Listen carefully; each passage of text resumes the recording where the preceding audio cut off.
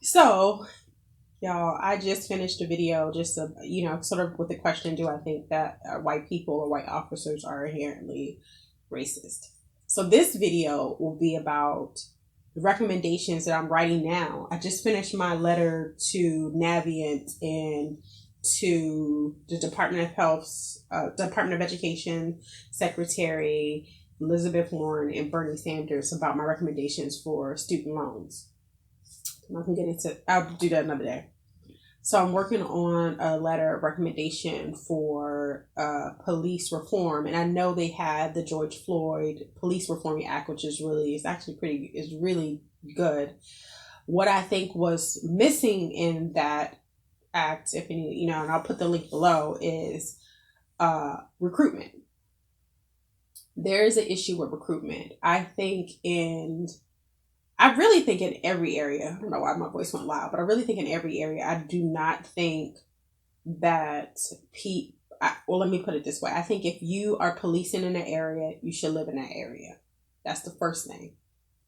Two, I think they have to revamp their recruitment process because a lot of black and brown people get weeded out or filtered out based on their credit score, based on, financial whatever, based on maybe where you lived. There was a history. For instance, unfortunately, I experienced a lot of domestic violence, where I lived growing up. And when they checked the addresses that I put down on my application, like when I mean hundreds of police, we was just that house, unfortunately, that the police was there every week. And it was always something going down. I don't even want to get into it. And I just remember having to explain, and this is what I'm saying, is having to explain to the person that's going to give me a job, because he's about to basically filter me out. And I said, sir, like, look at this. You're pulling from 86. I was 5 then. How can I possibly pick, housing and a situation where the police aren't called when I'm 5? So I had to really and thanks be to God, I went to college and I was able to articulate to myself or whatever. And I went to STEM school. So I had the skills where I could try to be an advocate for myself.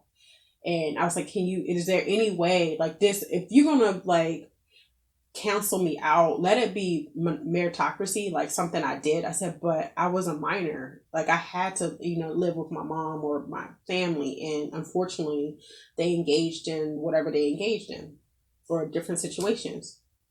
So he heard me, but he did. He was like, well, you got to come in and do a poly. I was like, okay. So anyway, so the recruitment. And I think also at the police department where I worked, I had to do a psyche eval, and I think that's perfect. But I think it's you got to think about who's actually writing these psyche evals. It's white people, so there's a lot of trauma that black people experience, and it's not acknowledged. Like I said, they dismiss. They don't humanize us. So a lot of things they are focused on, they're basing their baseline off of white people, what's normal. And so I told you guys when I was in the academy and I passed the simulations with flying colors, and they said, because like, Paula, you don't take out your gun off there. I mean, that's a pro and a con. And in my mind, because of how I grew up, I'm like, that you can always kind of talk your way out of it. And they give you a continuum, and they used to call it a continuum of deadly force. I forget what they call it now, but essentially saying like this is the lowest level of, conflict. So first you're going to try to talk. Then you may try to use your pepper spray. Then you may use your baton. Then you may use this. Then they also taught you hand-to-hand combat too. So it's all these things that you have to resort to, or that you're supposed to exhaust before you get to deadly force, because like a lot of people are learning, they teach you to neutralize, similar to the military, to kill. And so they were just like, but my white counterparts so I was barely passing law. I was kind of in a depression too, guys, because I thought I was going to be in law school. I didn't foresee, because growing up, you didn't want to be a police officer because it's like you kind of sold out. So anyways, So I was in a state of depression, but so I barely passed a lot of like the academic things. I mean, I was really good at like regular criminal law. I think that was interesting to me. And of course I went to go to law school.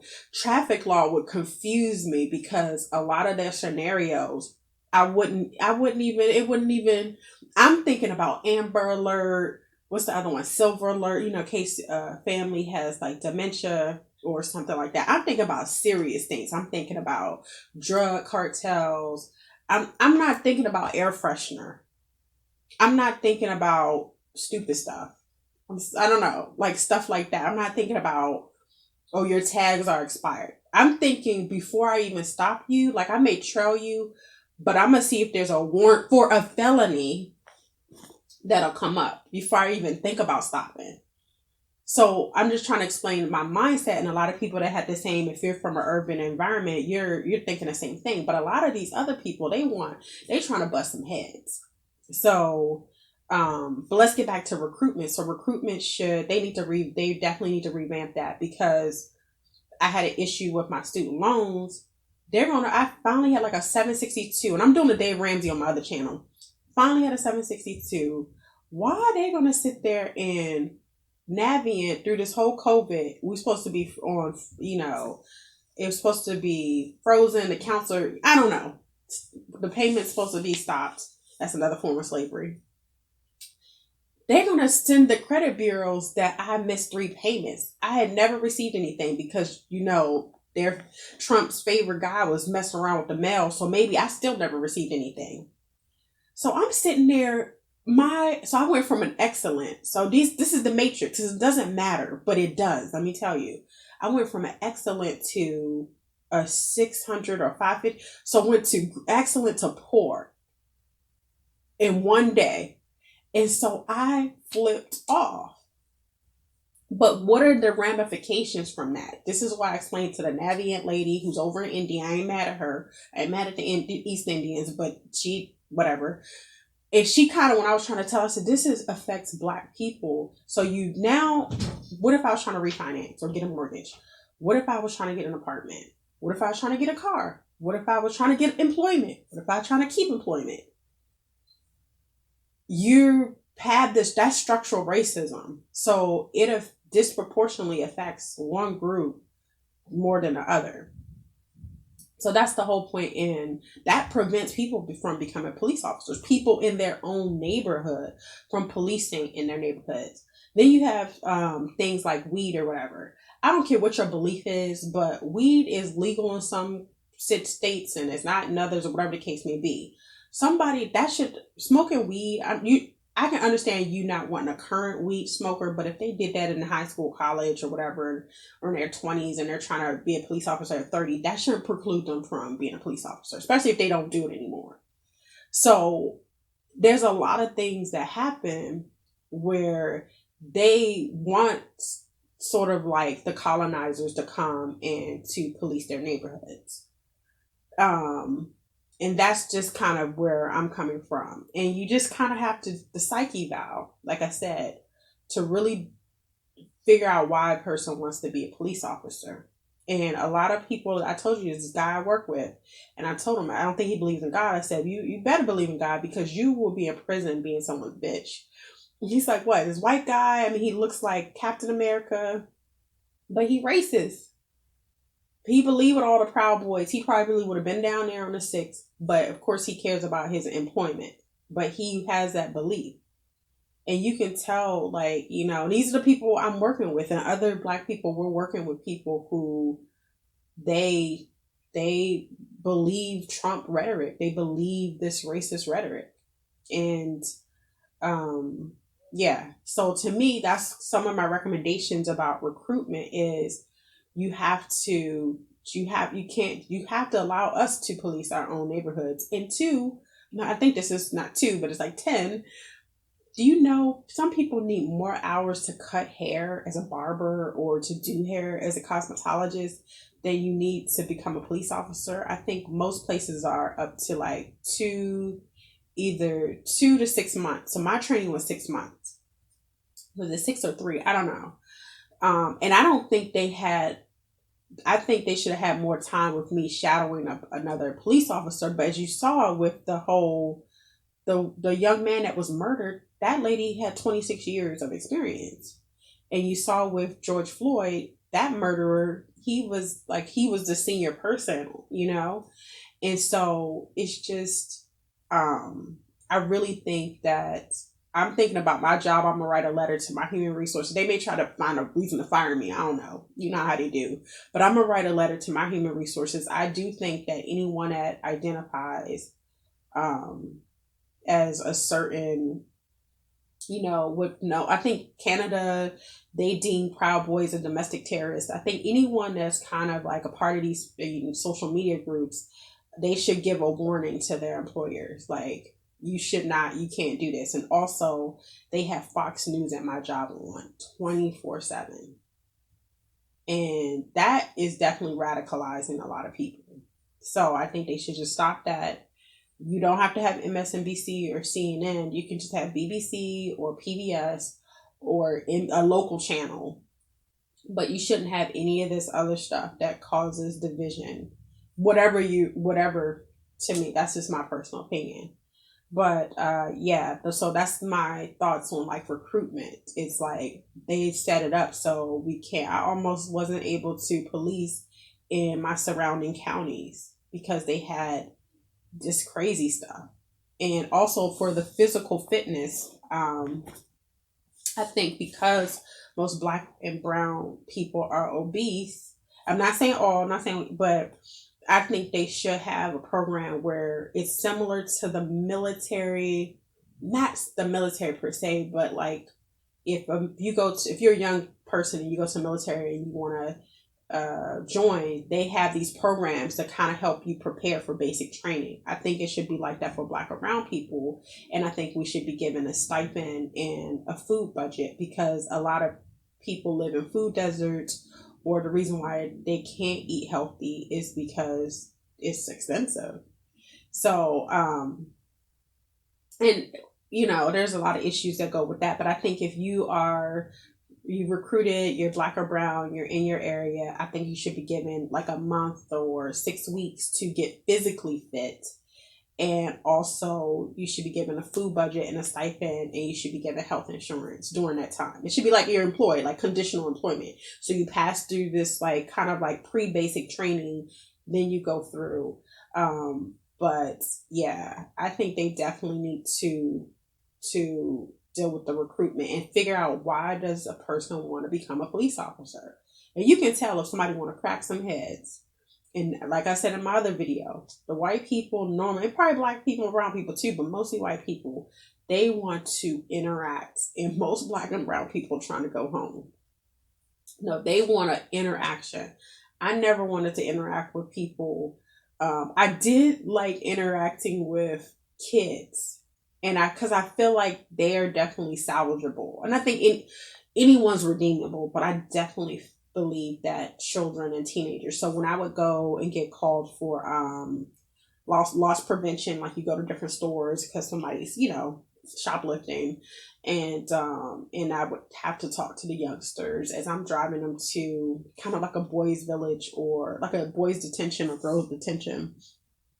I made sure I had my social workers, different resources for them and their parents, but I would just try to talk to them. I was just like, what are you doing? Like what's going on? And you just realize a lot of kids are hurting, and I would try to just think of things like, what do you like to do? And, da da da da da. And I think for me as a police officer, if I had stayed, I definitely would have been a resource officer. I probably would have did bike patrol, but I definitely would have wanted to interact with kids because I think if you get them at the right age and you invest in them and you care about them, you can really kind of change the trajectory of their lives. So anyways, yeah, recruitment. But is that another employer part of it? That's like structural racism. It's like we're going to weed out people that have bad credit, that smoke weed, and they lived in a house where the police got called a lot. That's all of us. Or, oh, I forgot this, the test. The test was hard as crap. So at the time I was studying for the LSAT, which I did pretty good on. But this police exam was effing hard. I'm sorry. Like the written exam. And I just remember the guy saying, "Do you believe in divine intervention?" I'm like, yeah. And I got exactly what the lowest score that you needed to pass. And that goes who comes up with who creates these standardized tests? White people. So again, we need to have a mixed board of people with diverse groups putting together these tests, or they should be tests really on baseline things, not just white people think that are normal. Um, so yeah, I already talked about the simulations. Yeah, yeah, I'm always talking to people. I'm like, we can figure this out. The only issue that I would ever put zip ties on people is domestic abuse, domestic violence, because based on my experience and based on stats, domestic abuse and traffic stops, that's where, things can pop off. So for traffic stops, the reason why I have to stop somebody is like they did something egregious, like they ran a red light. Okay, because you do that, you kill people, or um something where it's like you could really cause bodily harm, or the task came back as a felony, or the warrant, warrant for your arrest, or something like it's something serious. But for stupid stuff, there's a light bulb out. I would just, hey, if I, don't worry about it. Just, hey, your light's out. Let me give your license and registration. You'll be out of here. You could do that as a cop. It's not that serious. And I'll just give you a warning, just let you know you need to get that fixed. And it's on the record. So if another cop stops you about it and you didn't get it fixed, or when another cop stops, just say, hey, I have until this date to get it fixed. Boom. So yeah, that's the second thing, guys. So I know this is long, but yeah, recruitment, they can easily revamp that. But I am under the impression I don't think they want to. Mm.